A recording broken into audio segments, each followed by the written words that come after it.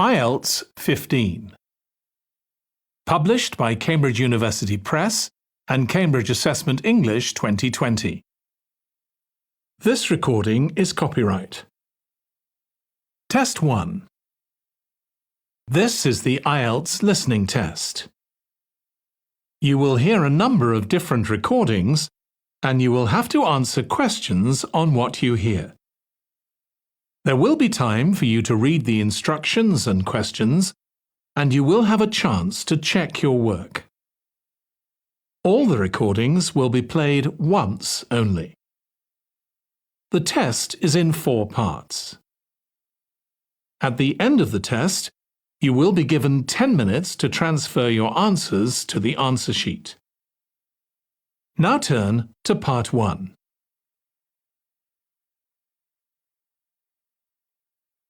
Part 1.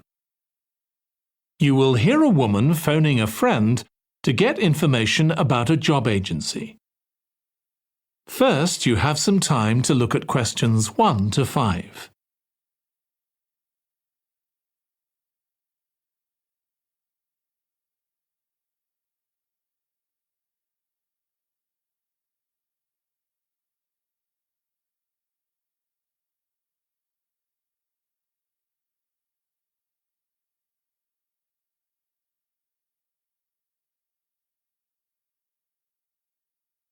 Now listen carefully and answer questions 1 to 5. Hello, William. This is Amber. You said to phone if I wanted to get more information about the job agency you mentioned. Is now a good time? Hi, Amber. Yes, fine. So the agency I was talking about is called Bankside. They're based in Docklands. I can tell you the address now. 497 East Side. OK, thanks. So is there anyone in particular I should speak to there? The agent I always deal with is called Becky Jameson. Let me write that down. Becky Jameson. Jameson.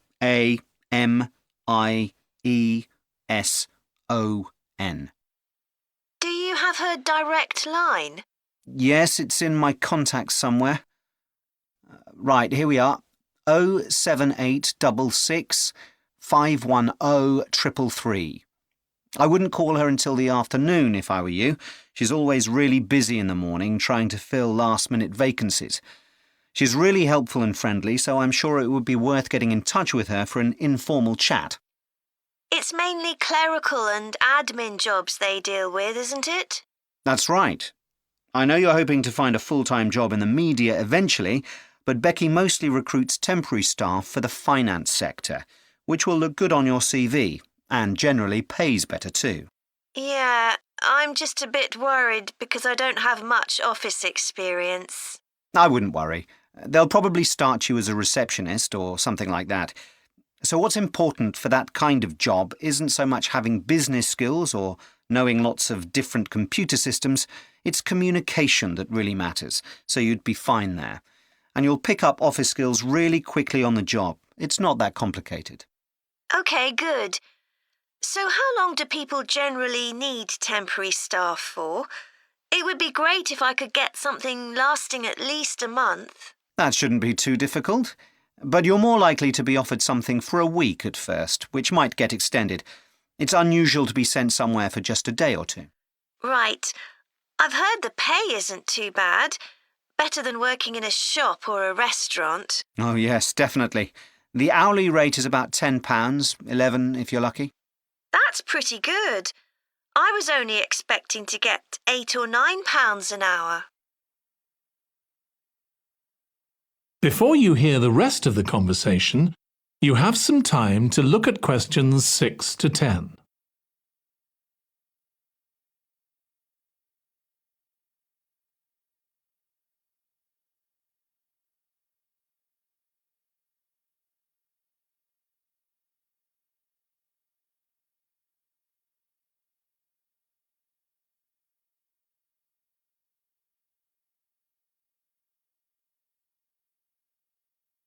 Now listen and answer questions 6 to 10. Do you want me to tell you anything about the registration process? Yes, please. I know you have to have an interview. The interview usually takes about an hour, and you should arrange that about a week in advance. I suppose I should dress smartly if it's for office work.